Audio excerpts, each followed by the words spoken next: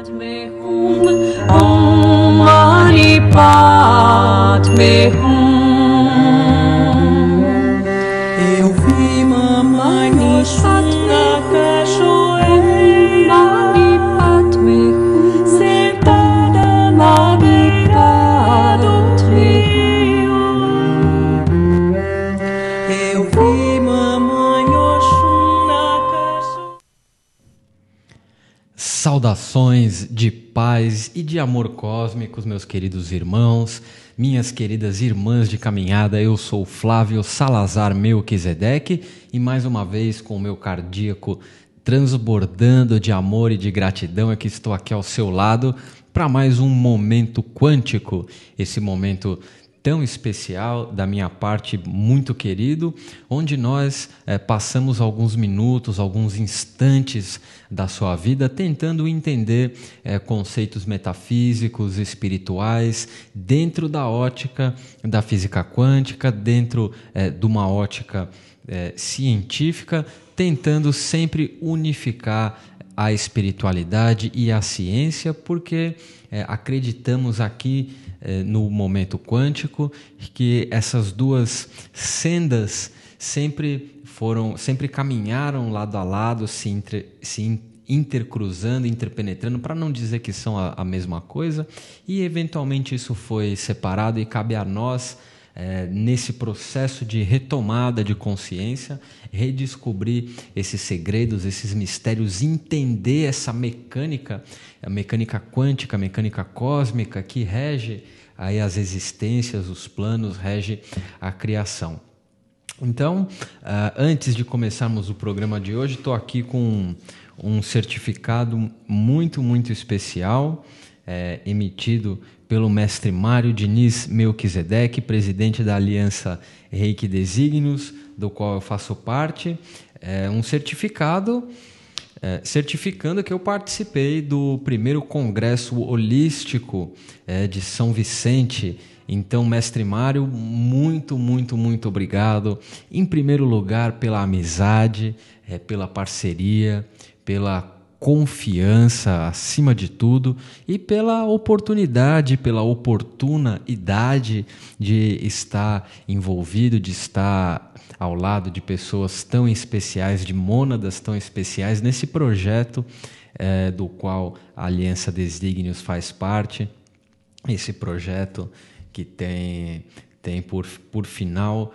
conscientizar o ser humano da divindade que dentro dele habita, harmonizando amor, saber e poder em total e perfeito equilíbrio, e permitindo que você se empodere da sua vida, da sua realidade, e no momento certo transmita isso, ensine isso aos demais. Então, mestre Mário, muito, muito obrigado por essa preciosidade que eu vou guardar num lugar muito especial. Paulo Eduardo Costa, presidente do Instituto Histórico Geográfico, querido irmão, muito obrigado aí por ter assinado. E sempre muito bom saber que estamos aí nos reencontrando nesse grande jogo cósmico, né, do qual nós estamos aí participando, atuando. Então, muito bom saber que não estamos sozinhos sonhando esse sonho, porque um sonho sonhado no coletivo ele se torna realidade quanticamente. E pegando esse gancho, voltando aqui para a nossa física quântica, algo muito interessante, compartilhando aí com vocês um pouco algumas experiências pessoais que eu tenho vivido em relação à física quântica. Muitas pessoas têm questionado a quantidade de experiências, a veracidade dos experimentos quânticos. Recebi aí alguns insultos recentemente dizendo que a física quântica é coisa de pessoas que estão viajando. E baseado nesses comentários, eu realmente entendi que existe uma dificuldade em entender os conceitos espirituais, né? Entender os conceitos metafísicos da física quântica, se não tiver um conhecimento, uma base, né?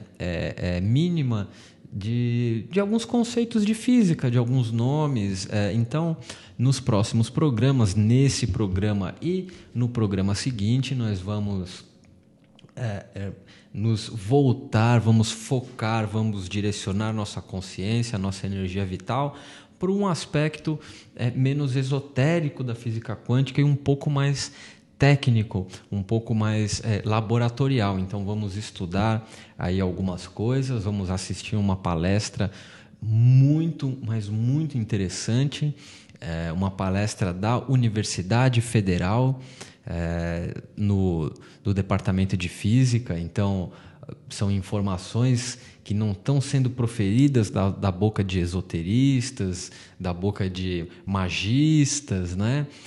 Não, são conceitos que estão sendo verbalizados, emanados a partir de físicos, de PhDs, de doutores em físicas. Então, realmente, com essas pessoas não dá para se contestar. Eu resolvi direcionar esses dois programas com esse respaldo acadêmico, vamos colocar dessa forma, porque o que um esoterista fala de física, né, o que um filósofo fala de física pode ser contestado. Agora, o que o físico, um professor, um doutor, um mestre em física, aí realmente até os mais céticos têm que parar para escutar. E em nenhum momento a intenção é fazer ninguém acreditar em nada, mas sim fazer as pessoas perceberem que existe uma nova forma de se olhar a realidade, de se entender a criação e essa forma de se observar. E hoje nós vamos escutar o termo observador muitas vezes. Essa forma de se observar é de extrema importância para o desenrolar dos fatos. Então, meus irmãos, nós vamos começar hoje assistindo uma palestra.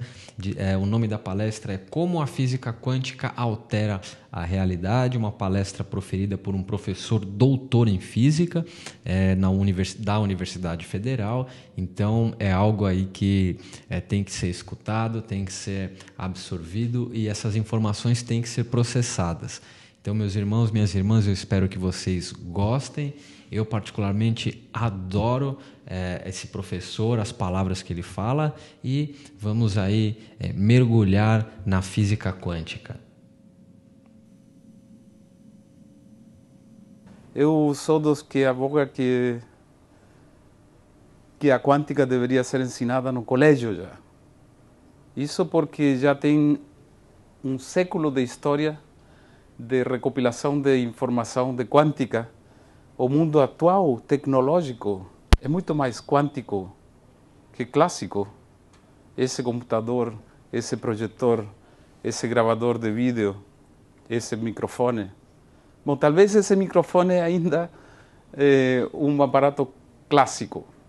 O aspecto que está no quadro ali é um arco-íris. E a pergunta que eu faço é: existe o arco-íris?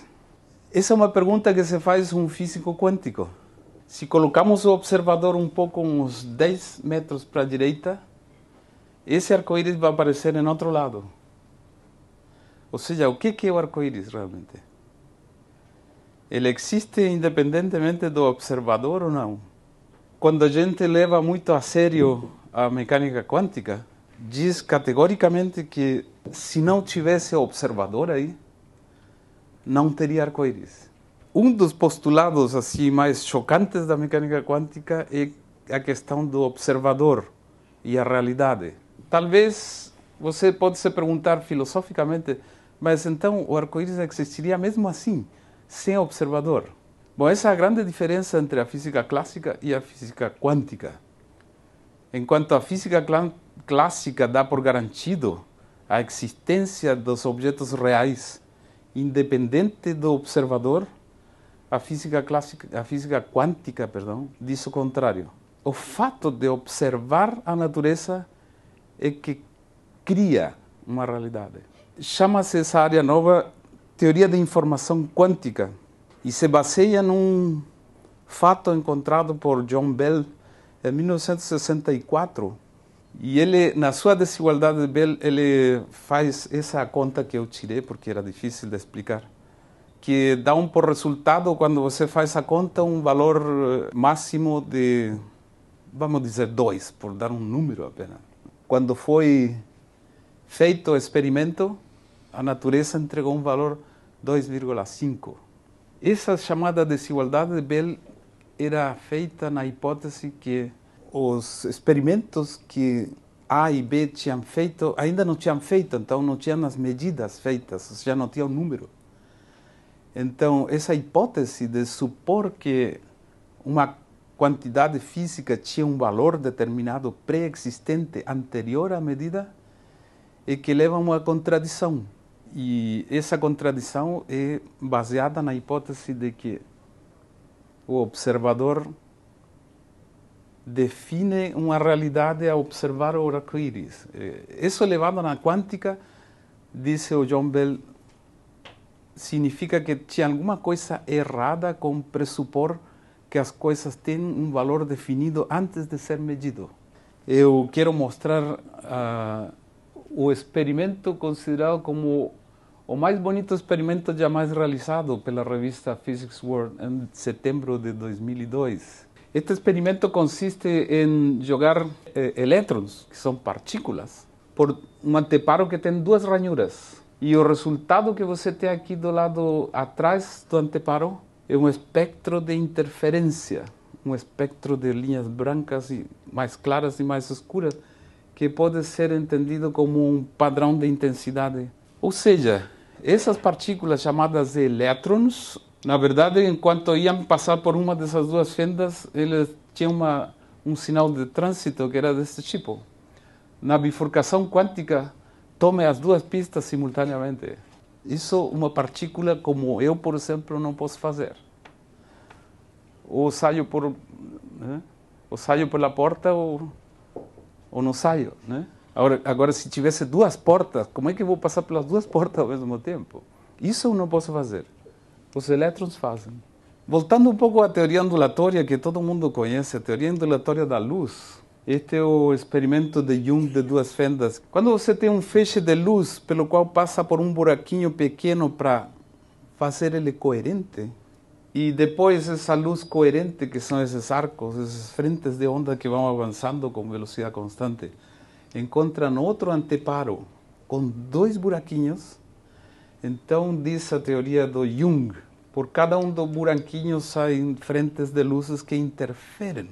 E essa interferência apresenta máximos e mínimos, como está desenhado aqui. Quando dois frentes de onda, por exemplo, nesse amarelo ali, que diz máximo, se encontra o que vem da esquerda, o que vem da direita, o S1 e S2, os dois estão somando a luz construtivamente.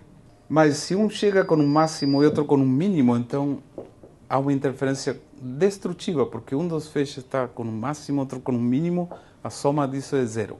Essa é a teoria ondulatória da luz, esse é o experimento, com partículas. E esta é a comprovação experimental do que eu estou falando. Aqui foram jogados, nestas 5 figuras, um feixe de elétrons com 7 elétrons, com 100 elétrons, com 3.000, com 20.000, com 70.000 elétrons, passando por dois buraquinhos, assim, duas ranhuras verticais.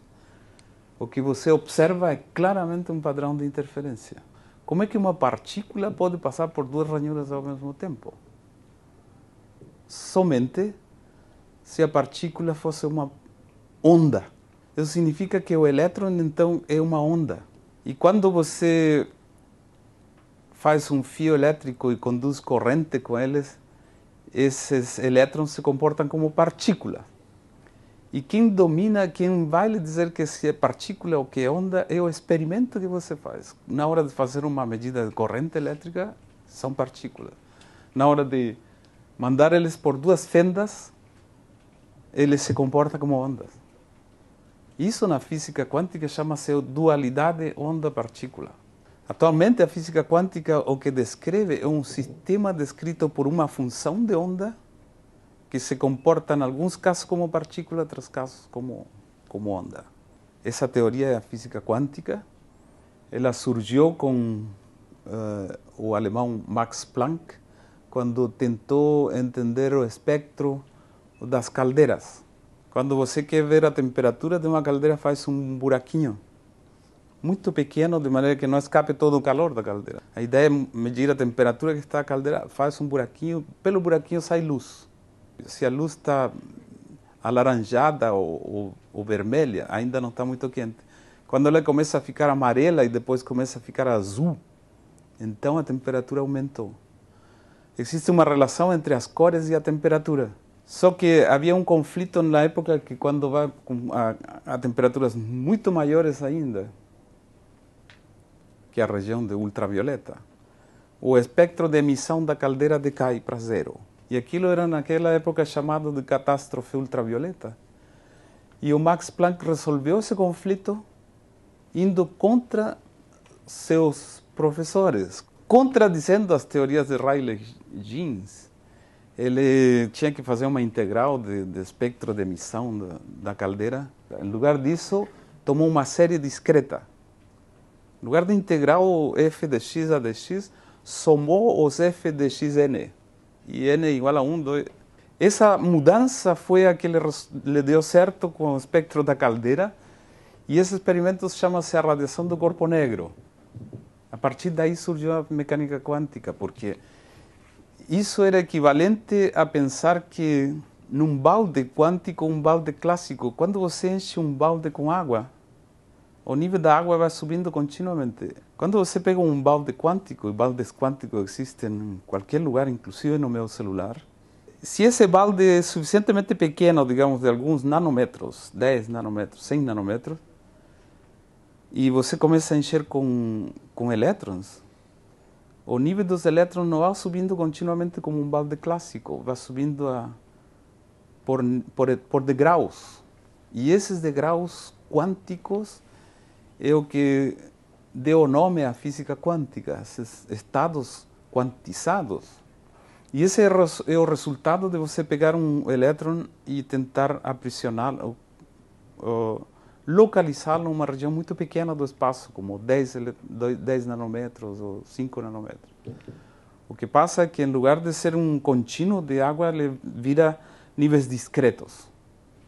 Bom, é tão corriqueiro o fato de que os elétrons são ondas que existe o microscópio eletrônico. À esquerda temos um microscópio eletrônico, à direita um microscópio óptico.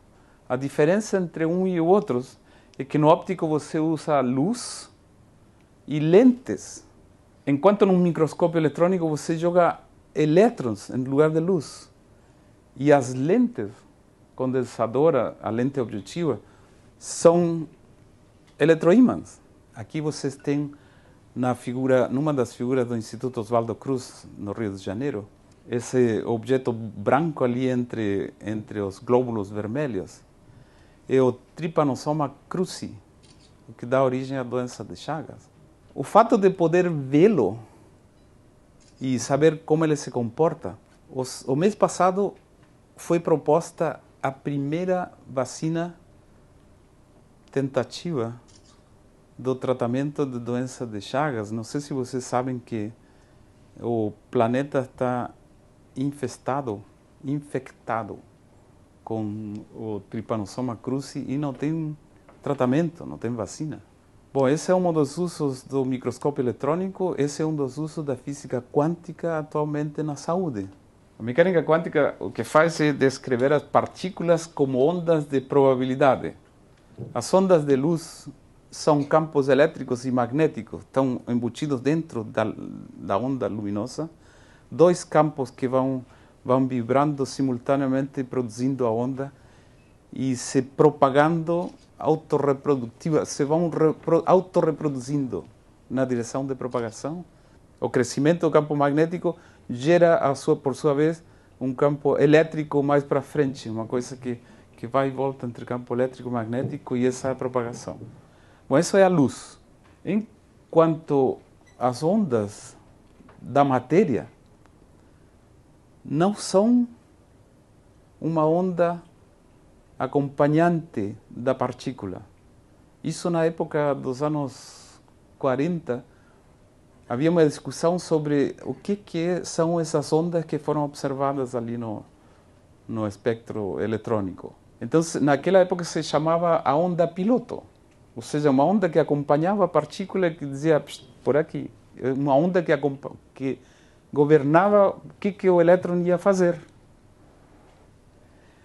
Essa interpretação de onda piloto foi descartada e a hipótese que se fez, isso eu estou falando no intervalo durante a Segunda Guerra Mundial. A pesquisa em física quântica estava em seu apogeu, entre os anos 30 e 45. Bom, estava tão em seu apogeu que o resultado para acabar com a Segunda Guerra Mundial foi a produção da bomba atômica, que nada mais é que a aplicação da física quântica aplicada aos núcleos. Então, ondas de probabilidade. Quando você... Essas ondas, bom, se são ondas, então tem extensão espacial. E tem, então, um comprimento de onda, que a gente chama de lambda aqui. Essa teoria prediz que as partículas quânticas, ou seja, as partículas microscópicas, como o elétron, por exemplo, o próton, ela não tem uma trajetória bem definida. Primeiro porque a física quântica, como eu tinha dito para vocês, cria a realidade quando mede. Portanto, a única realidade permitida é aquilo que pode ser medido. Nesse sentido é que os quânticos dizem que a medida cria a realidade. Quando falei do balde quântico, em que você constrange as partículas a viver numa região muito pequena do espaço, as energias são discretizadas e, além do mais, se você tenta reduzir o espaço onde eles vivem, esses níveis de energia sobem ainda. Sobem, inclusive, como 1 sobre a distância ao quadrado. Ou seja, inclusive pode ir para o infinito, se a distância ao quadrado que está no denominador vai para zero. Isso significa que, na hora que você tenta localizar um elétron, sua energia explode. Isso chama-se o princípio de incerteza de Heisenberg, e entender esse conceito de que a partícula não ocupa um lugar no espaço é o caroço da física quântica. Durante a Segunda Guerra estava se desenvolvendo, foi o auge do desenvolvimento da física quântica. E se trabalhava a maior parte em casa. E Bohr e o Einstein eram muito amigos e mantiveram uma amizade pelo resto da vida, mas diferiam nas suas ideias sobre a física quântica. O Einstein é o inventor da teoria da relatividade, um físico clássico. Seu objetivo foi superar Newton, ele fez com creces com a sua teoria da relatividade. E Bohr já estava desenvolvendo esta história. As ondas de probabilidade foi na sua casa, em Copenhague, que foi um acordo entre os físicos, assim chama-se as conferências de Solvay. E das decisões que foram tomadas, uma delas foi a interpretação probabilística. Foi necessário tomar uma decisão sobre o caráter probabilístico dessas ondas. O módulo da função de onda quadrado tem interpretação da probabilidade de presença do elétron se você multiplica por um elemento de volume. A probabilidade em um ponto é zero. Você tem que encontrar a probabilidade em um certo intervalo. Não é que seja zero, é que a probabilidade em um ponto chama-se densidade de probabilidade. Ainda tem que multiplicar pelo elemento de volume para ter a probabilidade de encontrar numa certa região. Então, se você integra essa função de onda quadrada sobre todo o espaço, isso tem que dar 100%. O elétron está em algum lugar no universo.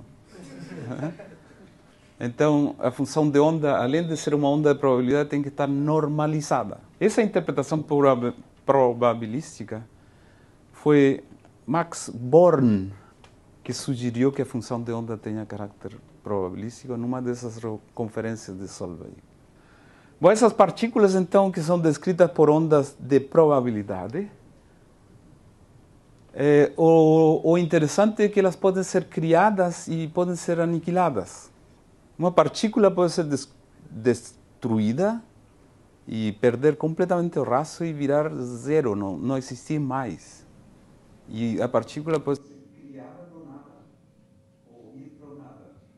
Nesse belo exemplo, ela é uma câmara pressurizada de hidrogênio a alta pressão. Temos aqui. Então, meus irmãos, minhas irmãs de caminhada, espero que vocês tenham gostado dessa primeira parte desse estudo. Recomendo que isso seja visto e revisto até quarta-feira da semana que vem, quando nós vamos assistir a segunda parte dessa palestra.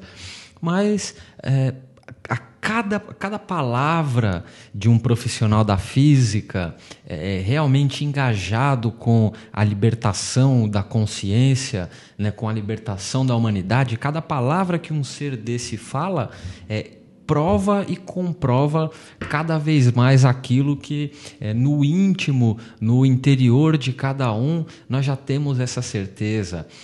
Esses experimentos, esses conceitos que o ser humano está começando a entender através da ótica da ciência, isso faz parte de cada um dos seres humanos, faz parte de cada um dos seres vivos que tem autoconsciência. O ser, ele tem autoconsciência, ele pode começar a colapsar a função de onda e interferir na sua própria realidade a partir do que ele observa, porque basicamente uma das informações mais importantes que esse professor nos disse é que o elétron, a posição do elétron, ela não está, ela é uma possibilidade até o momento que é observada por alguém. Então ele se congela e se mostra naquele padrão no qual ele foi observado.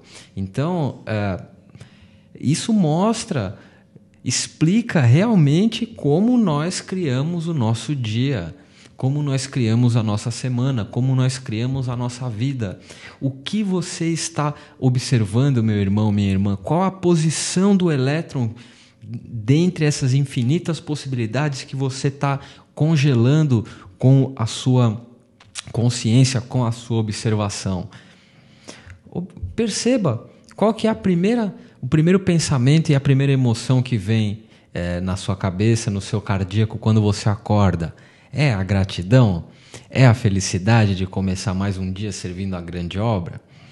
Então, vamos começar a observar o que nós estamos cocriando na nossa realidade e passar conscientemente a alterar isso, observando as possibilidades que nos trazem harmonia, crescimento, saúde, prosperidade em todos os campos da vida e crescimento exponencial, porque é isso que o universo quer. O universo gosta de expansão, de crescimento, de saltos quânticos.